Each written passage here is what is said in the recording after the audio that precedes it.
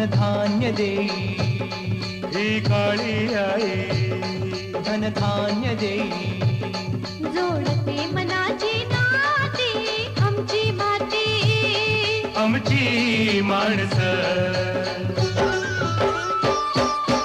आमची माती आमची माणसं आमची माती आमची माणसं आमची माती आमची माणसं आमची माती आमची माणसं.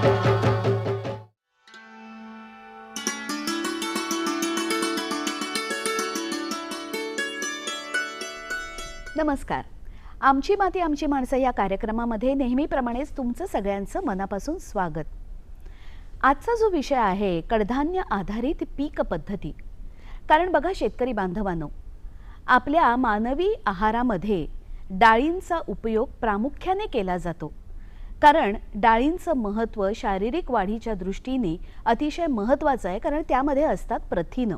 डाळींचा समावेश म्हणजे कसं की सामान्य माणसाचं अगदी अन्न आपण बघितलं तरी ते म्हणजे डाळ भात असंच असतं. कारण डाळी विविध प्रकारच्या ज्यांचा समावेश कडधान्यांमध्ये होतो अशा डाळींचा उपयोग प्रामुख्याने शारीरिक वाढीसाठी अतिशय महत्त्वाचा असतो.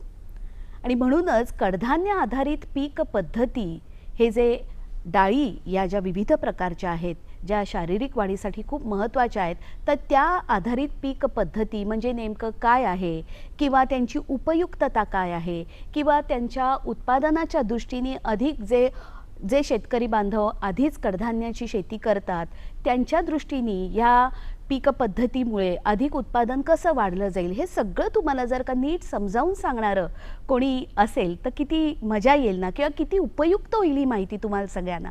आणि म्हणूनच खास तुमच्यासाठी आज आम्ही आमंत्रित केलेलं आहे एका अशा माणसाला जे या क्षेत्रामध्ये गेली अनेक वर्ष कार्यरत तर आहेतच, परंतु याशिवाय कडधान्य आधारित पीक पद्धती म्हणजे नेमकं काय आहे हे सगळं याविषयीचं महत्त्व ते तुम्हाला याविषयी आज छान मार्गदर्शन असं करणार आहेत. कृषी आयुक्तालय पुणे येथे उपसंचालक पदावर कार्यरत असणारे विजय कोळेकर साहेब, नमस्कार करते मी तुमचं आणि स्वागत करते.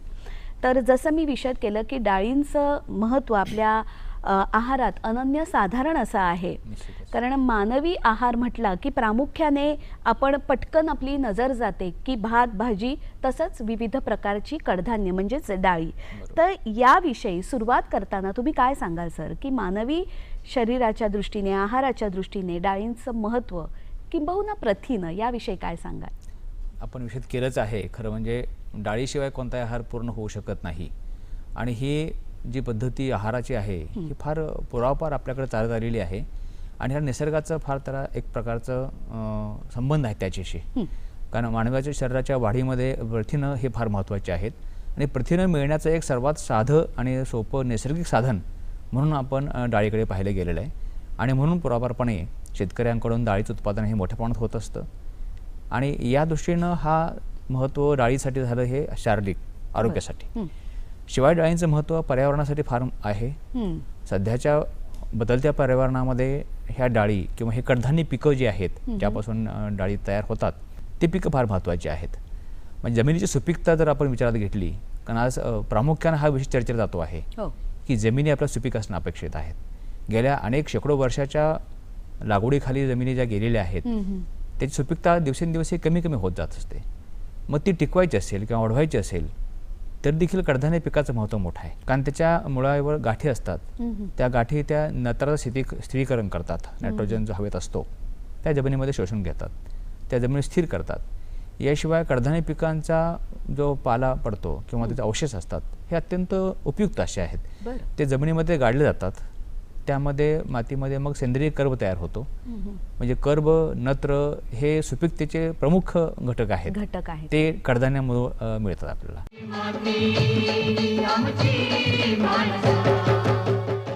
तर मग अशी ही जी एक महत्त्वाची पीक आहेत कडधान्य म्हणजे विविध प्रकारच्या डाळी, तर सद्यस्थिती देशात आणि राज्यात कशा प्रकारे आहे?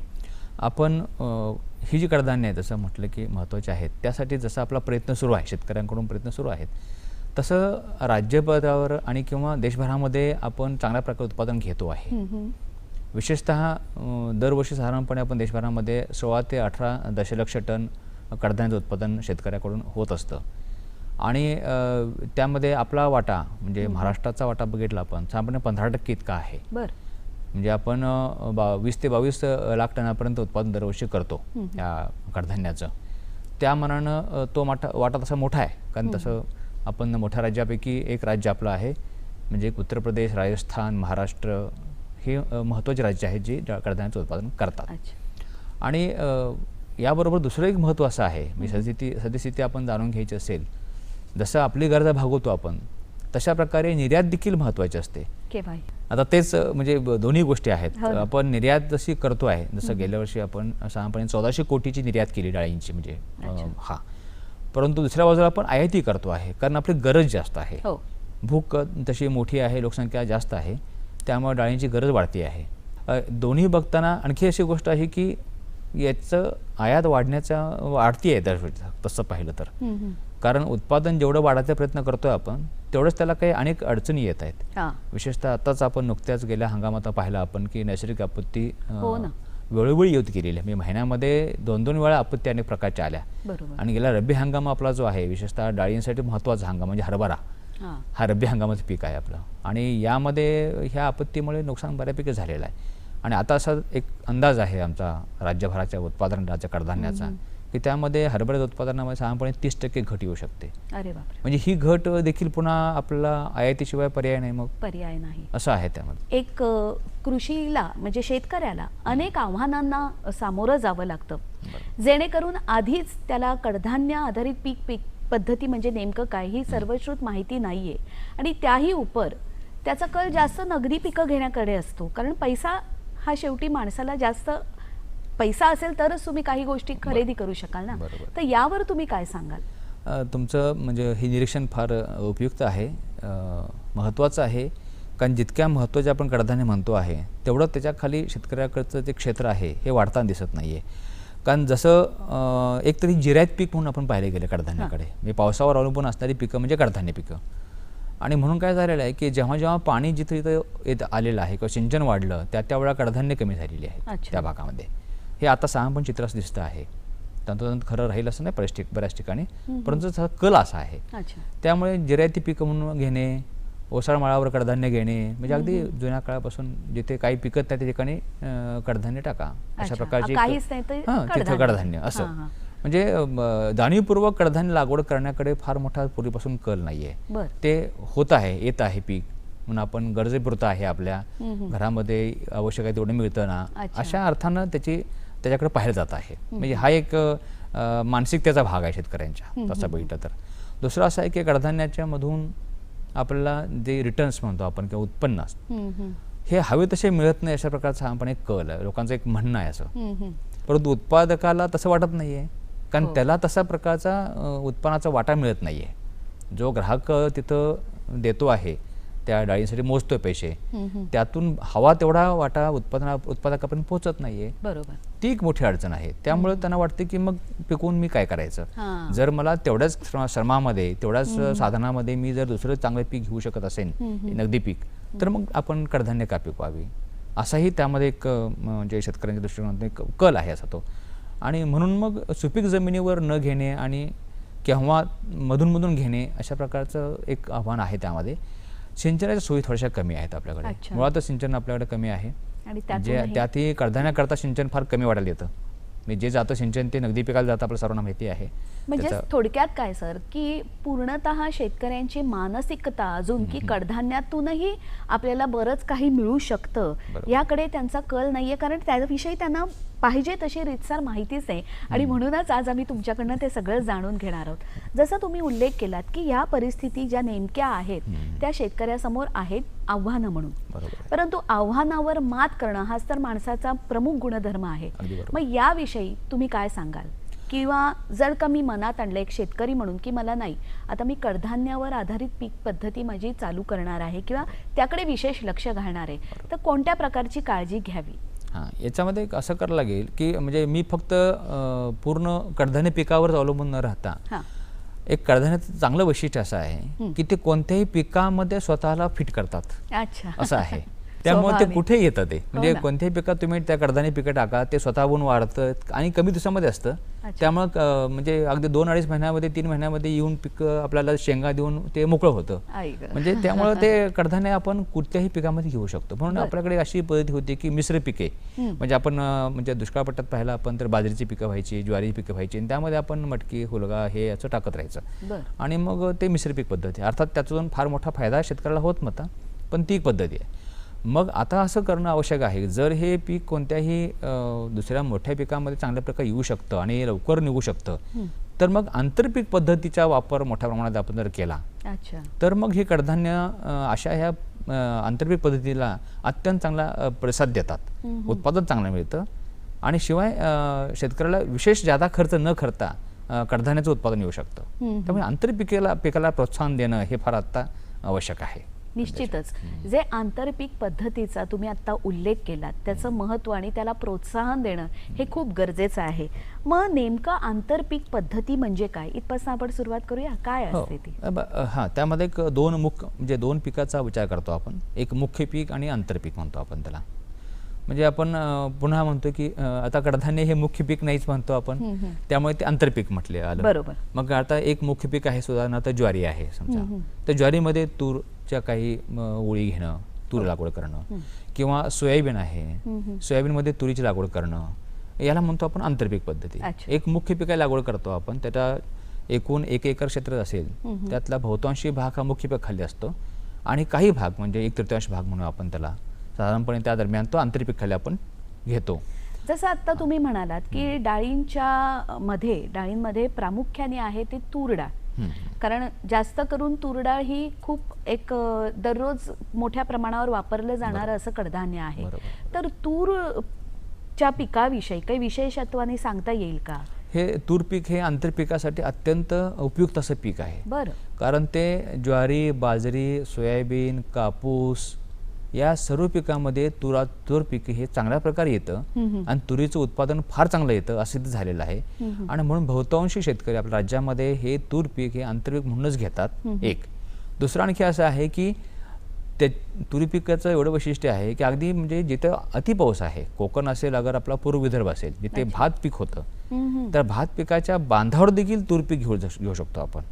म्हणजे इथे जो कोकणी शेतकरी आहे जो नेहमीच उत्पन्नाच्या बाबतीत असा ऐग काय करू आता असा कपाळाला हात लावून बसलेला असतो त्याच्यासाठी हे फार उपयुक्त आहे नाही का? तर याविषयी काही जास्त विशेषत्वानी विशद करा. म्हणून आपण हे ह्या तुरीची लागवड करण्यासाठी हे सगळे मार्ग अवलंबले पाहिजे आहेत. विशेषतः बांधावर तूर लागवडीचा उपक्रम फार चांगल्या प्रमाणे होऊ शकतो त्याच्यात उत्पादन चांगलं येतं आणि ओल असते. म्हणजे विशेष काय आहे ह्या आंतरपिकाचं वैशिष्ट्य असं आहे की जमिनीतल्या त्यांची जी मुळांची वाढ असते मुख्य पीक आणि आंतरपिकाच्या मुळांच्या वाढीमध्ये फरक असतो. त्या जमिनीमध्ये असणारा ओलावा आणि जे अन्नद्रव्य आहेत ते विविध स्तरावर असतात आणि त्या थरातील अन्नद्रव्य आणि ओलावा आपण त्या उपयोगात आणतो. आणि यामुळे कसं होतं की अवेलेबल म्हणजे जे काही उपलब्ध असणारी साधनं आपल्याकडे आहेत त्याचा चांगला उपयोग करून आंतरपिकाचं उत्पादन आपल्याला चांगलं घेता येतं. आणि म्हणून तूर पीक हे सर्व पीक पद्धतीमध्ये उपयुक्त अशी पीक पद्धतीमध्ये बसलेलं आहे ते चांगल्या प्रकारे. आणि त्याला मागणी ही खूप असल्यामुळे उत्पादन जेवढं कराल तेवढं अधिक ते उत्पन्न मिळवून देईल. बरोबर. निश्चितच इथून पुढे असं विचारावंसं वाटतं की जसं तुम्ही उल्लेख केलात की कडधान्य आधारित पीक पद्धती या ज्या एक काही विशेष पद्धती आहेत किंवा आंतरिक पिकं जसं तुम्ही म्हणालात की अगदी भात शेतीच्या बांधावर सुद्धा तूर डाळ म्हणजे तुरीचं पीक तुम्ही लावलं तर खूप चांगलं उपयुक्त असं आहे. तर अजून काही विशेष पीक पद्धती आहेत का? विशेष पद्धती आहेत का? आहेत. यशस्वी पीक पद्धती आपण ज्याला म्हणूया कारण तर शेतकरी घेतात बऱ्याचशा पण ज्या शास्त्रज्ञांनी ज्याचा अभ्यास केलेला आहे आणि चांगल्या प्रकारे त्याचं किफायतशीर झालेले आहेत अशा काही पीक पद्धती आहेत. आता यापैकी एक पीक पद्धती अशी आहे ती जास्त प्रचलित आहे परंतु तिच्या बाबतीमध्ये थोडंसं काही आपल्याला सांगावं लागेल शेतकरी बांधवांना विशेषतः कापूस अधिक तूर. तर कापसामध्ये तूर लावण्याची फार मोठ्या प्रमाणामध्ये पद्धती मराठवाडा विदर्भामध्ये आहे. पण झाले असे की दोन्ही पिकं ही साधारणपणे समान कालावधीची आहेत आणि दोन्ही पिकावरच्या किडी समान आहेत. त्यामुळे कापसामध्ये तूर लागवड करणं हे फार किफायतशीर होत नाही आहे तसं.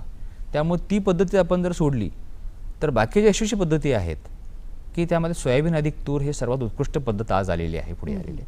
सोयाबीनच्या 4 वळीनंतर तुरीच्या 2 वळी, अच्छा, सोयाबीनच्या 6 वळी, तुरीच्या 2 वळी, बर, किंवा अगदी 3-1 किंवा 3-3 देखील, सोयाबीन 3 वळी, तुरीच्या 3 वळी, अशा प्रकारे देखील पीक पद्धती होऊ शकते. तसंच कापसामध्ये तूरशिवाय मग दुसरी कोणती पीक चांगली पद्धती आहे कडधान्याची, अच्छा, तर कापसामध्ये मूग आणि उडीद आपण लक्षात घेतलं तर मूग सर्वात अत्यंत महागडी पुन्हा डाळ आणखी आहे. हो हो हो. आणि उडदाचा वापर फार होतो. कारण ती पित्तशामक असल्यामुळे बरोबर आहे, उपयुक्त पचायला आहे, हलकी आहे. हलकी आहे. त्यामुळे मुगाचा वापर हा अशा करता म्हणजे जास्त. हलका आहार म्हणून फार प्रमाणामध्ये वाढतो आहे. त्यामुळे ती गरजेची आहे.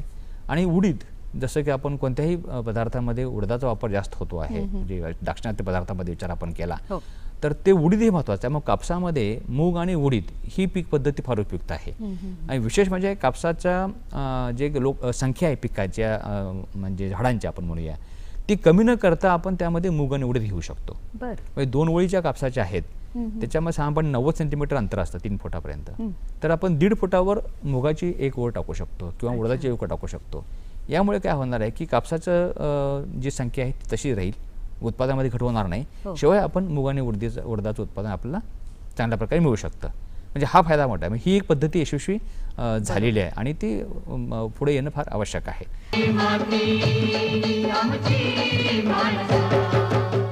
कृषी विभाग हे वेगवेगळ्या गोष्टींवर असा अभ्यासपूर्ण माहिती शेतकऱ्यांपर्यंत पोहोचवत आहे. आणि याला कशा काय प्रतिसाद मिळतोय, म्हणजे काही अशी उदाहरणं आहेत का? आहेत. आता तुम्ही इतके तुमचे दौरे असतात, इतकं तुमचा प्रदीर्घ अनुभव आहे, काय सांगाल याविषयी? फार चांगला प्रतिसाद मिळतो. विशेषतः आम्ही ज्यावेळेला मराठवाडा आणि विदर्भात पाहतो आहे, आपण का जाणून घेतोय की डाळींचं राज्यामधला हब म्हणून आपण त्याला, किंवा जिथं मोठा प्रदेश आहे डाळींचा ज्याला आम्ही म्हणतो की तो म्हणजे आपला पश्चिम विदर्भ आणि मराठवाड्यातला काही भाग. म्हणजे आपण असं म्हणूया की लातूर, उस्मानाबाद हे 2 जिल्हे आणि वाशिम, अकोला, बुलढाणा, अमरावती, यवतमाळ हा डाळींसाठी अत्यंत सुपीक असा प्रदेश आहे तो. आणि त्याच्यामध्ये आपण पाहिलं तर आज राज्यातल्या सर्वात जास्त डाळींचे कारखाने, ज्याला डाळ मिल म्हणतो आपण त्याला, ते त्या भागामध्ये आहेत. बर, म्हणजे साधारणपणे 100 ते 150 डाळ मिल्स त्या भागामध्ये आज आहेत. आणि ज्यातून डाळ जी होते आहे ती पूर्णपणे निर्यातक्षम डाळीचं उत्पादन आपण करतो आहे. म्हणजे अतिशय सकस आणि चांगली अशी बरोबर आहे, दर्जेदार डाळ होते. डाळ होऊ शकते, होते त्या ठिकाणी. आणि म्हणून आपण अशा ह्या भागामध्ये ज्यावेळेला पाहतो आपण त्यावेळेला शेतकऱ्याला ते निश्चितपणे फायदेशीर झालेली आहे. आणि म्हणून ह्या डाळींच्या कडधान्याच्या उत्पादनाकरता म्हणून त्या भागामध्ये सलगपणे पीक घेण्याची, आंतरपीक घेण्याची पद्धती जशी आहे तसं त्यामध्ये यांत्रिकीकरण देखील आता आणलेल्या लोकांनी आहे. कारण कसं आहे की ह्या पिकात उत्पादन घेण्याकरता म्हणून आपण ज्यावेळेला विचार करतो त्यावेळेला मजुरीचा खर्च हा एक मोठा असतो. एक दुसरा भाग असा आहे की सुरुवातीलाच ही मगाशी म्हटलं की आंतरपीक पद्धती वगैरे असेल त्यावेळेला म्हणजे पेरणी करताना जर ती ओळीमध्ये पेरणी झाली असेल किंवा दोन्हीत अंतर जर सारखं राहिलं तर उत्पादन चांगलं वाढतं. आणि म्हणून मग याला यांत्रिकीकरणाचा मोठा फायदा होतो. गेल्या 2-3 वर्षामध्ये राज्यामध्ये आपण ज्याला म्हणतो आपण की BBF प्लांटर किंवा ज्याला म्हणतो की रुंद सरी आणि वाफा अशी पद्धत, या पद्धतीचं जे यंत्र आहे ते यंत्र फार उपयुक्त ठरलेलं आहे. राज्यभरामध्ये आज हजारो यंत्र ती कार्यरत आहेत. शेतकरी त्या यंत्राच्या द्वारे म्हणजे जसं हरभरा, तूर, सोयाबीन, कापूस या पिकाची लागवड आता करता येते. आणि यामुळे काय होणार आहे की एक अशा ज्याला म्हणतो आपण रुंद वाफा म्हणतो आपण, तसंच तो थोडासा आपण त्याला चढाचा म्हणून आपण त्याला, म्हणजे ज्याच्यामध्ये पाणी जरी पडलं, पाऊस पडला तर पाणी निघून जातं आणि डाळीचं निचरा होऊन जातं चांगलं त्यामध्ये आहे. त्यामुळे अशा प्रकारच्या बेडवर गादी वाफा आपण त्याला म्हणतो, त्या गादी वाफ्यावर लागवड जर केली त्याचा फायदा चांगला होतो आहे. आणि म्हणून मग हे करणारे शेतकरी पुढे येत आहेत. आता काही शेतकरी म्हणजे आता वाशिम जिल्ह्यासारख्या आपण विचार केला तर फुके नावाचे शेतकरी आहेत की जे या प्लांटरनं लागवड कशी करायची याचं शेकडो शेतकऱ्यांना आज ते प्रशिक्षण देत आहेत स्वतःहून. म्हणजे त्या अनुषंगाने शेतकऱ्यांना पुढे यायला उद्युक्त करतायत नाही का? असे शिबिरांचं आयोजन म्हणा किंवा छोटे मेळावे म्हणा की हे एकाकडनं दुसऱ्याला समजून त्याच्यातनं अधिक वाढ होऊ शकते. आधुनिकीकरणाच्या बाबतीत अजून काय सांगाल? यांत्रिकीकरण हा सगळ्यात सध्याची गरज आहे. क्लायमेट चेंज आपण म्हणतो आहे की हवामानातले बदल, अगदी या हवामानातल्या बदलास आपण सामोरं जायचं असेल तर त्यामध्ये यांत्रिकीकरणाचा फार मोठा, कारण मला वाटतं आजच्या घडीला हे भयंकर मोठं आव्हान आहे ते. कारण काहीच आपण ताळमेळ बांधू शकत नाही ना की पुढे काय होईल. आणि म्हणून तर अचूकता द्यायची शेतीमध्ये आणणं गरजेचं आहे यावेळेला. म्हणजे अचूकता यायची असेल तर तुम्हाला यांत्रिकीकरणाकडे जावं लागेल. आणि म्हणून विशेष म्हणजे अचूकता कुठे येणं गरजेचं आहे. एक मुद्दा पेरणीत किंवा लागवड ही अचूकतेची पहिली पायरी असते. बरोबर. आणि तिथेच आपण जर यांत्रिकीकरण केलं तर आपलं 50% यश तिथं आपल्याला मिळालं. आणि नंतर आहे ते म्हणजे कापणी आणि मळणी. येथे यांत्रिकीकरण केलं की पुन्हा आणखी आपल्या हातपदरामध्ये चांगलं उत्पादन मिळू शकतं. त्यामुळे आधुनिक शेतीकडे आपलं बघताना यांत्रिकीकरणाचा वापर करणे आणि एक मोठी गरज आहे ती म्हणजे सिंचनाच्या बाबतीमध्ये आपण आणखी थोडंसं किफायतशीर सिंचनासारखं वळलं पाहिजे. कारण पाणी जास्त उपलब्ध होणार नाही, जे आहे ते आहे. हो ना. परंतु त्याचा कार्यक्षम वापर करायचा असेल आपला तर तुषार सिंचन ही पद्धती फार महत्त्वाची आहे. अच्छा. म्हणजे यांत्रिकीकरण आणि तुषार सिंचन ह्या दोन गोष्टी जर असतील तर कडधान्य उत्पादनामध्ये आपण उच्चांक करू शकतो. अरे वा. हो. हा एक नवीन आशावाद तुम्ही सगळ्यांपुढे घालून दिलेला आहे. जसं तुम्ही म्हणालात की यांत्रिकीकरण हे याची जोड ही अतिशय महत्त्वाची आहे एक आधुनिक शेतीसाठी आणि तरच उत्पादनात वाढ होऊन उत्पन्नही जास्तीत जास्त मिळणार आहे. तर मग या अनुषंगाने ज्यांच्याकडे एक सबळ पैसा लागतोच त्याला, तर ही जी अर्थार्जनाची बाब आहे तर मग कृषी विभाग म्हणा किंवा शासनाकडनं अशा काही योजना आहेत का किंवा अशी काही अनुदानं आहेत का, खास करून या कडधान्यावर आधारित ज्या पीक पद्धती आहेत याविषयी? निश्चित आहेत. कारण शासनाचा प्रयत्नच मोठा असा आहे की जास्तीत जास्त उत्पादन वाढलं पाहिजे आहे. त्याबरोबर उत्पादकताही वाढली पाहिजे, म्हणजे एकरी उत्पादन वाढलं पाहिजे असा इथं प्रयत्न आहे. मग ह्यासाठी प्रोत्साहन देण्याकरता आपण राज्यभरामध्ये एक मोठं अभियान राबवतो आहे. त्याचा उल्लेख सुरुवातीला तुम्ही केला की राष्ट्रीय अन्न सुरक्षा अभियान. यामध्ये आपण सर्व 33 जिल्ह्यामध्ये कडधान्य पिकासाठी मोठा प्रयत्न करतो आहे. आणि याच्यामध्ये आंतरपीक पद्धतीसाठी आणि शिवाय सलग पिकासाठी जे उत्कृष्ट बियाणं लागतं ते उत्कृष्ट बियाणं आपण अनुदानावर सर्व राज्यभरामध्ये या अभियानातून देतो आहे. हे फार मोठ्या प्रमाणात आपण कार्यक्रम हा राबवतो आहे. आणि याबरोबर दुसरा आहे की म्हणजे तंत्रज्ञान प्रात्यक्षिक आपण राबवतो. कारण लोकांना ते शेतकऱ्यांना शिकलं गेलं पाहिजे, शिकवलं पाहिजे. म्हणून आपण मोठ्या प्रमाणामध्ये आपण प्रात्यक्षिकाचा कार्यक्रम राबवतो. यावर्षी आपलं साधारणपणे आमचा असा विचार आहे की 1 लाख हेक्टरवर आपण हे प्रात्यक्षिकाचा कार्यक्रम आपण राबवणार आहोत त्या 2 हंगामामध्ये. याबरोबरच यांत्रिकीकरणासाठी आपण अर्थसहाय्य देतो. म्हणजे 40 ते 50% अनुदानावर यंत्र आपल्याला मिळत आहे सर्व ही अशा प्रकारची. हो, इतकं मोठं अनुदान आपण त्यासाठी देतो आहे. तुषार सिंचनासाठी अनुदान देतो आहे. याशिवाय त्यांना सिंचन सोयी करायची असतील, शेततळे खोदायचे असतील त्यावरही आपण अनुदान देतो आहे. 50%च्या आसपास त्याचं अनुदान आहे.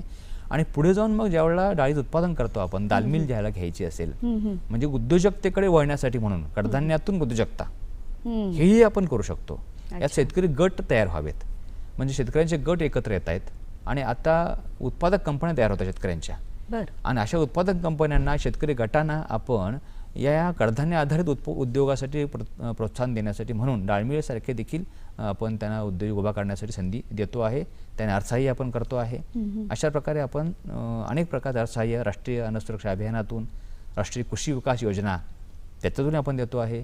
आपण तुरीचं एक संकरित वाण इक्रिसॅट माध्यमातून आणतो आहे. इक्रिसॅट ही फार मोठी आंतरराष्ट्रीय संस्था आहे हैदराबादला. त्यांनी तयार केलेलं तुरीचं संकरित वाण आहे. त्याचं उत्पादन अगदी दुप्पट येत आहे. तर त्याची मिनिकेट स्वरूपात आपण बियाणं राज्यभर आपण आता यावेळेला देणार आहोत अशा प्रकारचा. तर तो एक उपक्रम आपण करतो आहे. अच्छा, म्हणजे मोठ्या प्रमाणावर कृषी विभागाअंतर्गत शासनाच्या दृष्टीने, कृषी आयुक्तालयाच्याकडनं अतिशय मोठ्या प्रमाणावर असा हा उपक्रम जो कडधान्य आधारित पीक पद्धती वाढण्याच्या दृष्टीने हा तुम्ही करतच आहात. तर येणाऱ्या भविष्यकालात जसं तुम्ही म्हणालात की दिवसेंदिवस कडधान्यांची आवश्यकता नव्हे, एक महत्त्व समजल्यावर ते वाढवण्याच्या दृष्टीने आत्ता जसं तुम्ही नमूद केलं की हे विविध फायदे शेतकऱ्याला एक नगदी पिकाबरोबरच एक उत्पन्नाचा अजून एक चांगलं साधन म्हणून कडधान्य मिळवून देऊ शकतं.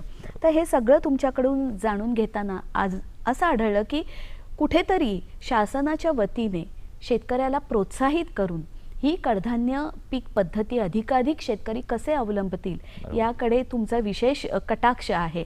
आणि मला वाटतं की भविष्यात जसं तुम्ही आत्ता काही 1-2 ज्या योजना सांगितल्यात या व्यतिरिक्त अजून तुम्ही हा विषयाची जेव्हा आपण एक मांडणी केली तेव्हा जाता जाता तुम्हाला अजून काही महत्त्वाचं काय सांगावं असं वाटतं? यासाठी प्रामुख्याने शेतकऱ्यांनी एक करावं, ज्यांना ज्यांना कडधान्य लागवड करायची त्यांनी गट करावेत आणि त्या गटाच्या माध्यमातून त्यांनी आपल्या तालुक्याचा कृषी अधिकारी जो आहे आमचा आणि शिवाय जिल्ह्याचे जिल्हाध्यक्ष कृषी अधिकारी आहेत या ठिकाणी या गटाने जावं, संपर्क करावा आणि असे प्रकल्प उभा करावेत. आणि त्या प्रकल्पासाठी म्हणून त्यांना बँकेचं देखील प्रोत्साहन आहे. म्हणजे बँकेचा अनुदान म्हणजे कर्ज म्हणू आपण त्याला, शासनाचं अनुदान आणि स्वतःची मेहनत एवढं करून जर त्यांनी पुढे आले तर निश्चितपणे आपण कडधान्यामध्ये एक उत्पादन चांगलं घेऊ शकू आणि श्रीमंत शेतकरी आपला बनवू शकतो कडधान्यामध्ये. खरंच अतिशय सुंदर असं चित्र नव्हे, एक आपण म्हणतो ना नेमकं मार्गदर्शन आज आपल्याला विजय सरांकडून मिळालेलं आहे. आणि म्हणूनच माझी अशी आशा आहे की प्रत्येक शेतकरी बांधवांनी जर आपल्याला अधिक काही हवं असेल, मेहनतीची तर तुमची तयारीच असते, परंतु हे एकट्याने नाही साधत. जेव्हा एकत्र येतात, अनेक जण एकत्र येऊन जेव्हा एक समूह बनतो आणि त्या समूहातून जेव्हा आपण बघतो तेव्हा खूप मोठं असं काहीतरी आपल्याला पदरी आलेलं असतं. मला वाटतं की सरांच्या या मार्गदर्शनाने माझ्या अनेक शेतकरी बांधवांना जाणवलं असेल की आपणही कडधान्य पीक पद्धती ही अवलंबली पाहिजे. नवे कडधान्यांची उत्पादन आपल्या शेतामध्ये अधिकाधिक कसं होईल याकडे प्रत्येकाने जर नीट लक्ष दिलं तर जसं म्हणाले विजय कोळेकर सर की उद्याचा शेतकरी हा अधिकाधिक श्रीमंत असा होईल. तेव्हा याच आशेसह आज इथेच थांबूया. आज तुम्ही इथे आलात, इतकं चांगलं मार्गदर्शन केलं त्याबद्दल मी तुमचे मनापासून आभार मानते. धन्यवाद. धन्यवाद.